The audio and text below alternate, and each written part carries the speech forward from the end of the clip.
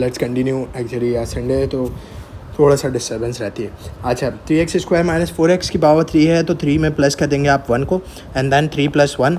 नीचे भी डिनोमिनेटर में भी वही केस होगा, और जो भी इसका डेरिवेटिव होगा, फॉर एग्जांपल इसका डेरिवेटिव क्या बनेगा, हम अगर इसका डेरिवेटिव निकालें तो 3x² का 6x हो जाएगा और 4x का 4 हो जाएगा। तो आप इसी के डेरिवेटिव को उठा के यहाँ पर मल्टीप्लाई कर दोगे, then you will get your answer. अगर आप इसको मल्टीप्लाई करके सॉल्व करके करना चाह रहे हो, that is upon you.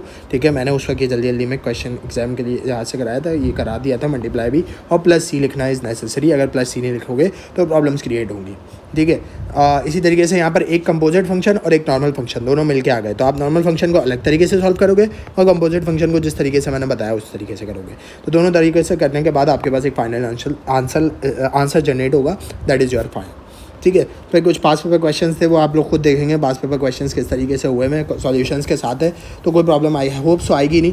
Actually pass paper questions में होता क्या है कि आपने सी की वैल्यू भी फाइंड आउट करनी होती है, आपने वाई की इक्वेशन बनानी है, आपने सबसे पहले तो इंटीग्रेट करना है। फॉर एग्जाम्पल आपके पास d²y/dx² दिया हुआ है, डबल डेरिवेटिव दिया हुआ है, the gradient of the curve आपको बताया हुआ है, इसने 2, -9 पर क्या है 3 है, तो ग्रेडियंट क्या है x जब 2 है तो ग्रेडियंट क्या है आपका 3। तो आपने सबसे पहले क्या करा, आपने इस डबल डेरिवेटिव को क्या करा, डेरिवेट करा तो आपके पास क्या आया dy/dx। ठीक है, डबल डेरिवेटिव था तो dy/dx में आया। dy/dx किससे रिप्रेजेंट किया जाता है, ग्रेडियंट से। ठीक है, हमने dy/dx देखा, ये हमारे पास इक्वेशन बन रही थी 6, ये आ रही थी हमारे पास dy/dx की इक्वेशन। हमने क्या करा, हमने dy/dx की इक्वेशन में dy/dx को 3 डाल दिया, क्योंकि उसने कहा था ग्रेडियंट क्या है 3 और x क्या है 2, तो ये पुट कर दिया तो हमारे पास c की वैल्यू आ गई। ठीक है, हमने ये दोनों पुट करे, हमारे पास c की वैल्यू आ गई। c की वैल्यू क्यों चाहिए थी, क्योंकि हमें ग्रेडियंट की प्रॉपर इक्वेशन चाहिए। अब c -5 आ गया तो हमारे पास ग्रेडियंट की प्रॉपर इक्वेशन ये बन गई। ठीक है, एक्जैक्टली यही थी, इसमें c की जगह -5 पुट कर दिया तो ये इक्वेशन बन गई। जब आपके पास ये इक्वेशन बन गई तो आपने क्या करा, आपने dy/dx को डबल डेरिवेट करा, क्योंकि उसने क्या चाहिए था, उसको y in terms of x चाहिए था। आपने डबल डेरिवेट करा, डबल इंटीग्रेट करा। आपने एक बार इंटीग्रेट कर चुके थे, दोबारा इंटीग्रेट करा तो दोबारा एक c जनरेट हो गया।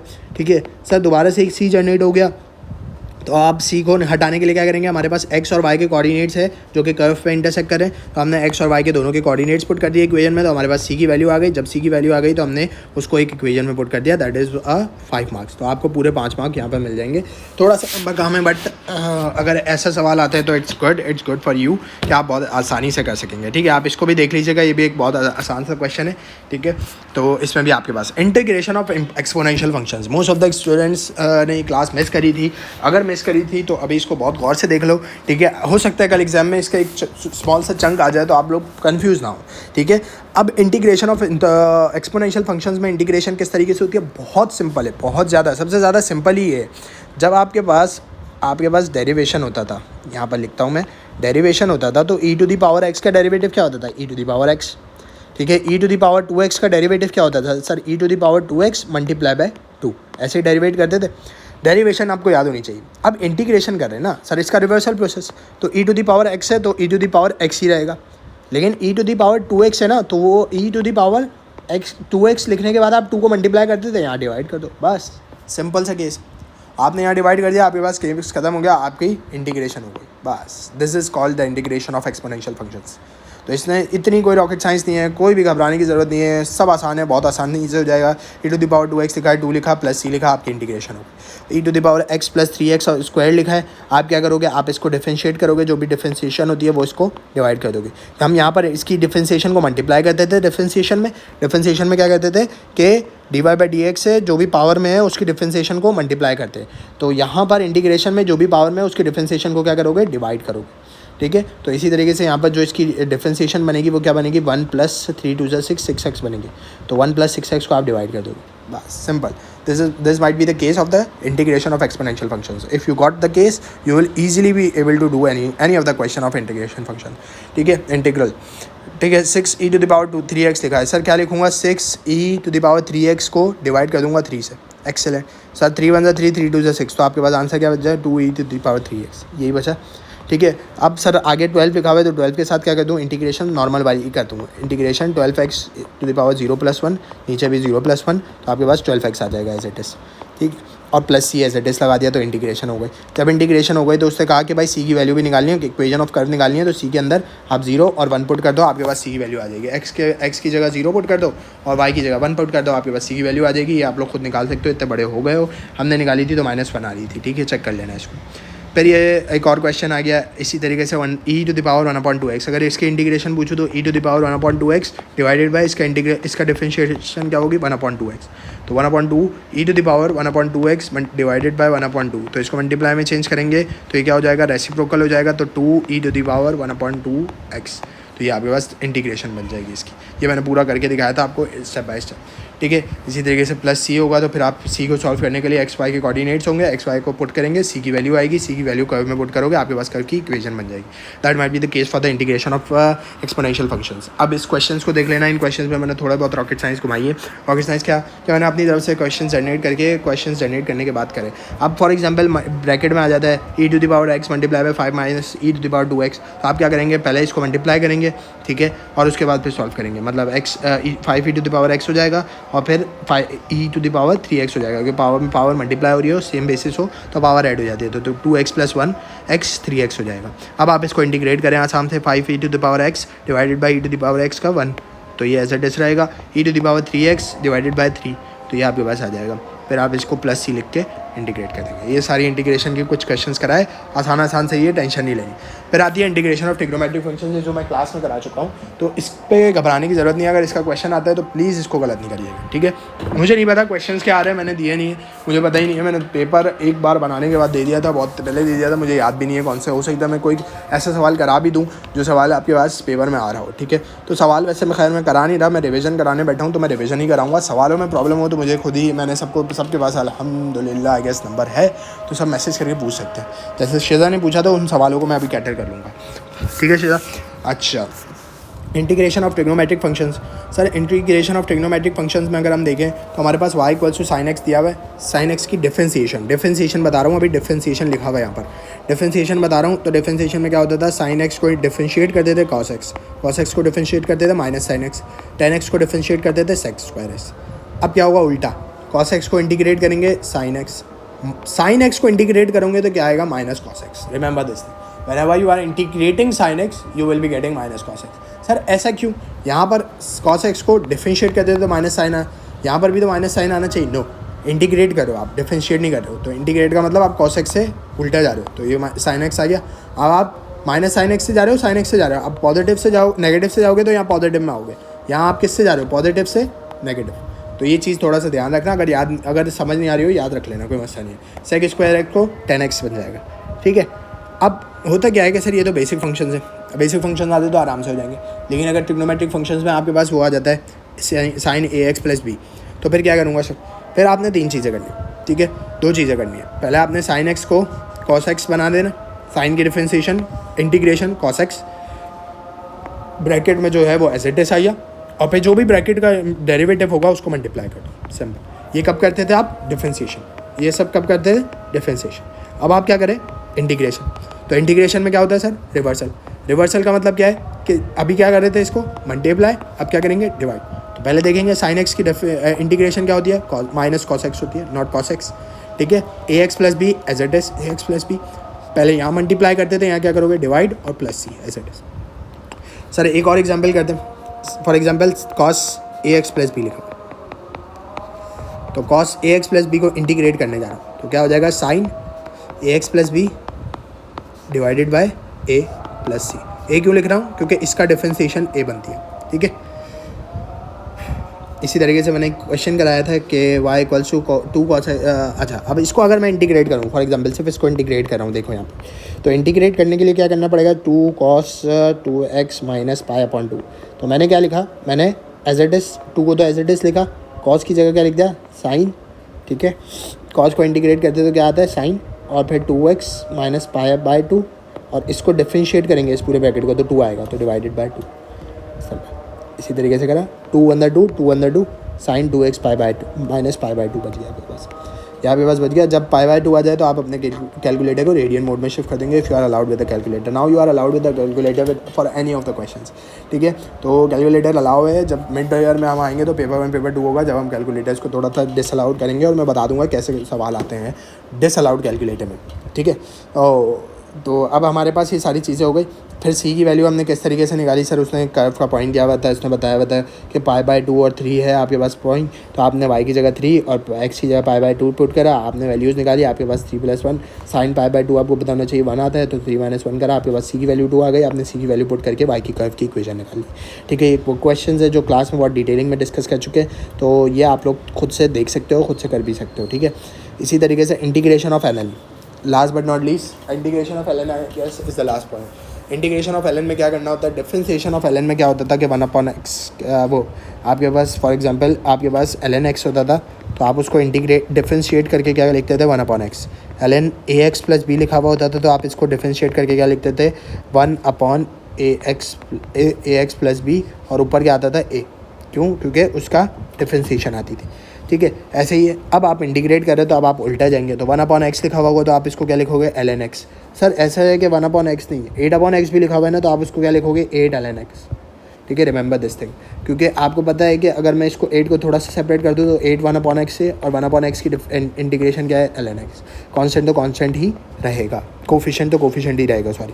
सही, इसी तरीके से अगर फॉर एग्जाम्पल लिखा हुआ है ln, और फॉर एग्जाम्पल लिखा हुआ है, अब कहानी ज़रा गौर से सुनना है, 2x + 3 लिखा हुआ है डिनोमिनेटर में, और उसी की चेक करने का क्या आपके पास एक वो होता है, मोटिव होता है कि जब आप चेक कर रहे हो ना, तो आप ऐसे चेक करते हो कि आप देखोगे कि क्या उसी का डेरिवेटिव, फॉर एग्जांपल 2x + 3 का डेरिवेटिव क्या होगा 2, उसी का डेरिवेटिव डिनोमिनेटर न्यूमिनेटर में लिखा हुआ है, डिनोमिनेटर का डेरिवेटिव न्यूमिनेटर में लिखा हुआ है। अगर if it is written yes, तो सर आप क्या करेंगे, आप उसको डेरिवेटिव को ऐसे ही रखोगे और आप उसको मतलब डेरिवेटिव देख लोगे और आप उस पूरे ब्रैकेट को ln 2x + 3 में चेंज कर दोगे।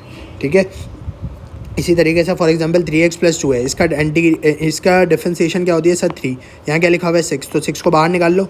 ठीक है, और अब यहाँ क्या बच जाएगा 1 को 3 कैसे बना सकते हैं, ×3 करके। अब मैथमेटिक्स में ऐसे ही अपनी तरफ से कोई भी चीज़ नहीं कर सकते, तो यहाँ मल्टीप्लाई कराए तो इंटीग्रल के साइन के बाहर क्या करेंगे डिवाइड, तो ये डिवाइड हो गया 1 3 1 3 3 2 6 हो जाएगा, और आपके पास क्या बन जाएगा, ये ब्रैकेट बन जाएगा। तो remember this thing, whenever you are doing integration you must have to be alert कि आपने जो f(x) है, f(x) का मतलब जो भी आपका फंक्शन है, फंक्शन, ठीक है, फॉर एग्जांपल 2x + 3 हो सकता है, फॉर एग्जांपल 6x - 3 हो सकता है, कुछ भी हो सकता है, जो भी आपका फंक्शन है उसका डेरिवेटिव ऊपर होना चाहिए, तभी जाके आप ln फंक्शन ऑफ x में चेंज कर सकते हो, वरना नहीं कर सकते। ठीक है, this might be the case. अच्छा, ये मैंने कुछ सवाल कराए थे, ये सवालों को देख लेना, थोड़ी सी प्रैक्टिस घुमा लेना, तो ये चीज़ें क्लियर हो जाएंगी। फिर हमने क्या कहा था, हमने कहा था section area under the curve वाली बात करी थी। Section area under the curve वाली बात में हमने क्या कहा था कि अभी तक हम सिर्फ इंटीग्रेट करते थे तो सी की वैल्यू आती थी, अब हम इंटीग्रेट कर रहे हैं तो अब हम लिमिट्स लगाएंगे। लिमिट्स ली भी होगी तो लिमिट्स किस तरीके से लगेंगी, limits are given to us, तो हमने लिमिट्स किस तरीके से लगानी है, हमने लिमिट्स बहुत तरीके से और देख के लगानी है कि अगर फॉर एग्जाम्पल 0 और 1 ⁻² x दिखा हुआ है तो 2x को पहले इंटीग्रेट करोगे, आप इंटीग्रेट करने के बाद जो भी आंसर आएगा उस पर अपर से लेके लोअर लिमिट लगा दोगे। हमेशा अपर लिमिट को x के अंदर पुट करते हैं और लोअर लिमिट को भी x के अंदर पुट करते हैं, लेकिन अपर लिमिट पहले आती है और फिर लोअर लिमिट बाद में आती है। तो upper limit for example x के अंदर पुट करेंगे तो x² + c। अच्छा, अब ये c का कहानी, अच्छा मैंने यहाँ पर +c नहीं लिखा ना, तो ये c नहीं लिखा जाता, लिमिट्स होती है जब, क्यों, क्योंकि ये c इस -c से ऑलरेडी कैंसिल हो जाता है, तो आपके पास कुछ बचता नहीं, तो इसीलिए आप c को नहीं लिखते, c को इतना इंपॉर्टेंट रिकग्निशन नहीं देते। Why, because this c will not get any sort of importance in terms of it will get cancelled with the passage of time ना, when you solve the question। तो इसीलिए सी को ना लिखो तो बेहतर है, when you are given with the limits only। ठीक है, तो आपको ये बात समझ आ गई। फिर मैंने ये कुछ क्वेश्चंस कराए थे, ठीक है, इसमें कुछ थोड़ी बहुत हमने डिस्कशन करी थी, सही, लिमिट्स पुट ऑन करके। फिर ये जो कुछ क्वेश्चन है जो मैंने क्लास में कराया था, मैंने कहा था जब आपके पास एरिया अंडर द कर्व आ जाए, फॉर एग्जाम्पल आपके पास एक कर्व है, लेट्स सपोज, ये तो हमने बहुत सारे सवाल कर लिए थे, ठीक है, for example let's suppose if you are given with the curve, any of the curve, ठीक है, ये आपका कर्व है, अरे यार नहीं बनेगा, for example if you are given with this type of curve, ठीक है। अब आपके पास कर्व है, तो अगर आपने कर्व की ये वाले x से यहाँ तक का एरिया पता करना है, area under the curve, for example यहाँ पर x1 है और यहाँ पर x3 है, तो आपने 1 से लेके 3 तक का एरिया पता करना है, तो आपके पास एक ही सोल्यूशन है क्या सॉल्यूशन है, आप अपने कर्व की इक्वेशन को क्या कर दो, आप अपने कर्व की इक्वेशन को इंटीग्रेट करो और इस इंटीग्रेशन में आप जो है वो ये दो लिमिट्स पुट करो। आपकी अपर लिमिट क्या होगी, हमेशा बड़ी वाली लिमिट, और लोअर लिमिट क्या होगी, हमेशा छोटी वाली लिमिट, और अपर लिमिट के आंसर को लोअर लिमिट के आंसर से माइनस करो। Then you will automatically get what, you will automatically get the area under the graph. You will get what, the area under the graph. If the examiner is asking about the red portion, or the equation of the curve will be like this, ठीक है, or for example the equation of the curve will be like y equals to e to the power x upon 2. So what you have to do, e to the power 2x upon 2. So what you have to do, you have to integrate e to the power 2x upon 2. That will become e to the power 2x, 2 multiplied by 2, then e to the power 2x upon 4. ठीक है, this will be the integration, and then you will have to put what, then you will have to put limit from 1 till 3. तो आप इसमें bracket लगा के 1 till 3 से limit put करोगी, जो भी आपका आंसर आएगा that will be the area under the graph. ठीक है, अब आप पर डिपेंड करता है, आपकी लॉजिकल थिंकिंग पर डिपेंड करता है एग्जामिनर आपसे क्या मांग रहा है और आप किस तरीके से प्रोवाइड कर रहे हो। For example the examiner cuts this area from this side, ठीक है, वो आपके एरिया को इस साइड से कट करके वो सिर्फ कहता है इस वाले रीजन का एरिया पता करो। तो what you have to do, you first have to find out the area under the curve, the whole area, then you will have to find out the area of this rectangle, ठीक है। Then after finding out both of these area you will have to subtract the area of rectangle from what, from the whole area under the graph to get what, to get this area, to get this much area. ठीक है, so be alert while what the examiner is demanding from you, then highlight the limits, then highlight the points that you want from the examiner, then you want from the graph, then you will do the area under the curve। ठीक है, इसी तरीके से हमने एक question करा था ये वाला। इस क्वेश्चन में क्या प्रॉब्लम थी, ये देखो e to the power x वाला क्वेश्चन है। इस क्वेश्चन में कोई प्रॉब्लम नहीं थी, but this question requires a very attention. ठीक है, कैसे अटेंशन सर, उसने आपको एक कर्व दिया हुआ है, उसने एरिया अंडर द कर्व मांगा है, ये area of the shaded region मांगा है, that is this one, we can clearly see that, but what we can see is that this is a type of a rectangle. If this is a rectangle, what we have to do, we don't need to do any much of the things. We have this area of the rectangle, we can find out the area of rectangle by using the formula, that is area equals to length multiplied by breadth. If we look, we have this breadth, what we have to find out, we have to find out the length. If we got point A somehow, we will get the length also. ठीक है, how do we get the point A? If I look onto this line, this is the line of y x equals to, this is the line of x equals to 2, and if this is the line of x equals to 2, you can put x equals to 2 in this curve equation. This is the curve, and you can put x equals to 2 in this curve equation to find out the point A, and that is 6 plus e to the power 3. If I got this 6 plus e to the power 3 as an y point, and I have 2, I can multiply both of these to get the area of the rectangle. Once I got the area of the rectangle, what I can do, one more thing, I can put the limits and I can find out the area under the graph. If I got the area under the graph, I will get this area, and I have this much area also। ठीक है, तो अब हम full में से अगर इस area under the graph को माइनस कर दे, तो what I will get this area of shaded region. This must be my approach for doing this question. Whenever you are doing the question, you will have to think about the approach of doing the question, then you can start your question from the beginning. I will suggest you, if you put 2 to 3 minutes in understanding the question of the integration of the area under the graph, that is a very good approach, that is a good technique. If you have enough memory, if you have enough capacity to understand the question in just 1 minute, you can give 1 minute to the question, but I will still suggest at least give 2 to 3 minutes to understand the question, to complete question. ठीक है, then start your working. If you have a clear approach in your mind to complete the question of integration, then you can solve any type of working easily. ठीक है, अगर आपके mind में approach सही होगी तो आप वर्किंग सही ही करोगे। अगर आपके माइंड में ही अप्रोच गलत होगी कि इधर से क्या करना है क्या नहीं करना, इंटीग्रेट कर देता हूँ फिर देखूंगा, तो वो चीज़ आपके लिए गलत ही साबित होगी। ठीक है, इंटीग्रेशन के मैंने बहुत सारे सवाल कराए हुए, आप लोग देख लीजिएगा एक बार। Integration of trigonometric functions, integration of LN and integration of exponential functions, these 3 topics are very much important I feel like, क्योंकि नॉर्मल इंटीग्रेशन इतनी नहीं आती मेरा बेटा। ठीक है, तो ये सारे क्वेश्चन देख लेना, ये सारी एक बार चीज़ें दोबारा से देख लेना। ठीक है, अब आते थोड़ा सा डिफ्रेंसिएशन पे। डिफ्रेंसिएशन में लगा देता हूँ 1 मिनट। लेट्स सी, डिफ्रेंसिएशन में हमारे पास डिफरेंशिएशन के कुछ क्वेश्चंस कर रहे थे हम, पास पेपर क्वेश्चंस के सॉल्यूशंस.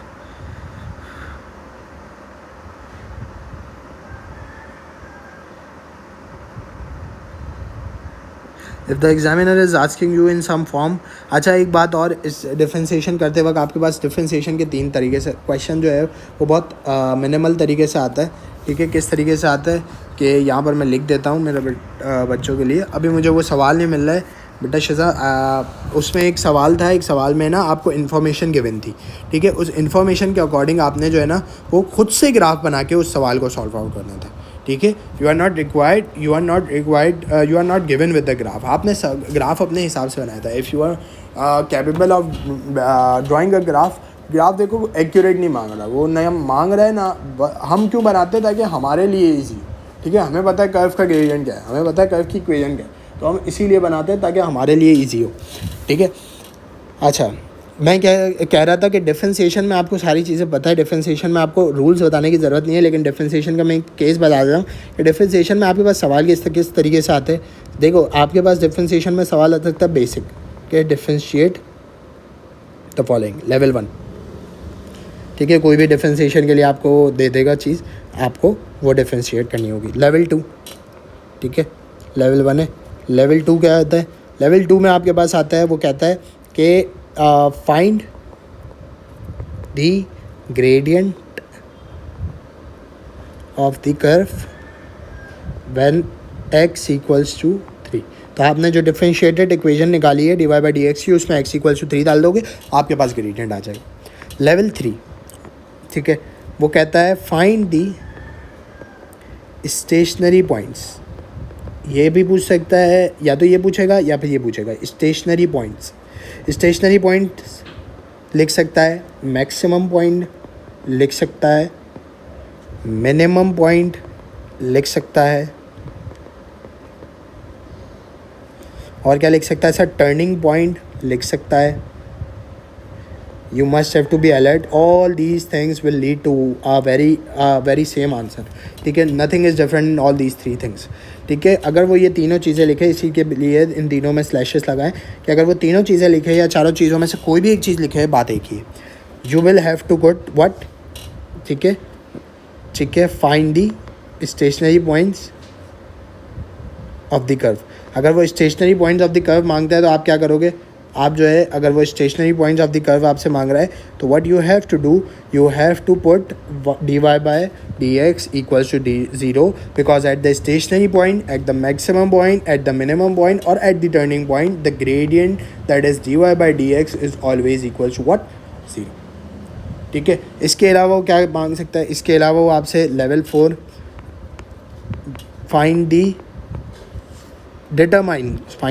determine the nature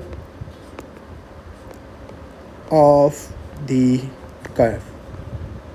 ठीक है, determine the nature of the curve का मतलब ये है कि अब वो आपसे डबल डेरिवेटिव करवाएगा, d² ठीक है, और डबल डेरिवेटिव में x की कोई ना कोई वैल्यू पुट करोगे तो आपके पास अगर पॉजिटिव आंसर आएगा तो मिनिमम, अगर नेगेटिव आंसर आएगा तो मैक्सिमम. ओके, सही है. इसके अलावा वो क्या पूछ सकता है? इसके अलावा वो आपसे delta y upon delta x पूछ सकता है. ठीक है, that is dy by d x को दोनों को इक्वेट कर दो तो वो आपको एक ना एक चीज़ गिवन देगा. आपने पहले माइनस करके डेल्टा वाई निकाल लेना होगा. वो कहेगा इंक्रीज फ्रॉम 3 to 3 + h. तो आप 3 + h में से 3 को माइनस कर दो, आपके पास आ जाएगा h आ जाएगा, और ये डेल्टा वाई होगा. आप डेल्टा वाई को पुट कर दो, और dy बाई डी एक्स आप कैसे निकाल लोगे? इनिशियल पॉइंट को डाल के. ये फाइनल वैल्यू होती है, ये इनिशियल वैल्यू होती है और ये फाइनल वैल्यू होती है. इनिशियल वैल्यू को आप अपने ग्राफ के उसके अंदर यूज़ करके ग्रेडियंट निकाल लेते हो, और फिर दोनों को माइनस करके आप जो है वो डेल्टा वाई या डेल्टा एक्स जो भी होता है गिवन वो निकाल लेते हो, और फिर आप इसको सॉल्व आउट कर लेते हो. इसके अलावा वो आपसे चेन रूल पूछ सकता है. 6 में बहुत कम पूछता है. क्या होता है? dA अपॉन, या आप लिख लो dy by d x.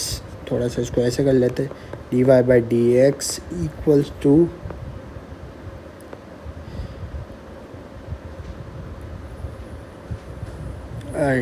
dy upon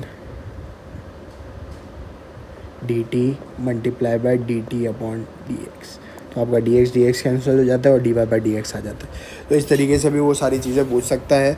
आपको क्लियर माइंड में विजन होना चाहिए कि आप क्या कैलकुलेट कर रहे हो, क्या नहीं कैलकुलेट कर रहे हो, ठीक है। That is your chain rule, that is your delta y upon delta x. Chain rule बहुत कम आता है, ये आ सकता है, ये आ सकता है, ये आ सकता है, ये आ सकता है और ये भी आ सकता है, ये भी रेयर है, ठीक है। तो ये एक प्रॉपर अप्रोच है जो डिफरेंशिएशन की है। इंटीग्रेशन में दो तरीके से ही सवाल पूछता है। इंटीग्रेशन में वो कहेगा या तो इंटीग्रेट द फॉलोइंग, या फिर वो क्या कहेगा, एरिया अंडर द कर्व वाला सवाल। बस ये दो तरीके हैं इंटीग्रेशन पूछने के, ठीक है। So you must have a clear idea कि क्या करना है आप। तो ये मतलब मैंने इसीलिए बताया कि आप जब एग्ज़ाम में बैठे तो आपको पता हो कि कौन सी कैटेगरी से कौन सा सवाल आ रहा है। I hope the confusions will be cleared, ठीक है। देखो सारी चीज़ें तो अब कॉप अप नहीं कर सकते हम, कुछ चीज़ें अगर रह जाती है कोई मसला नहीं है, that is your assessment. Try hard, try to get it, solve it down whenever you are given with something new। अब मैं अगर असेसमेंट के भी क्वेश्चंस आपको क्लास में प्रैक्टिस करा दूँ तो फिर आपको मज़ा नहीं आएगा असेसमेंट करने में, ठीक है। I want you to involve into something new ना। जब आपके पास असेसमेंट आया, आप पेपर देखेंगे, जैसे आपका CAI का पेपर होगा उसमें भी नई चीज़ें होंगी, कोई सेम वैल्यूज़ नहीं होगी। तो इसीलिए मैं हर वक्त ट्राई करता हूँ कि मैं नई चीज़ों पर ही फोकस रहूँ और पुरानी चीज़ें ना दूँ तो ज़्यादा बेहतर है। ओके, तो ऑल दी बेस्ट एवरीवन, ठीक है। Just do your best, I am all with you, ठीक है। इंशाल्लाह अच्छा होगा। एक रिवीजन के थ्रू पे ये वीडियो देख लेना, अच्छा होगा और सारी चीज़ें रिवाइज हो जाएगी। Thank you so much. अगर स्टिल कोई कन्फ्यूजन है तो डू लेट मी नो। अल्लाह हाफ़िज़।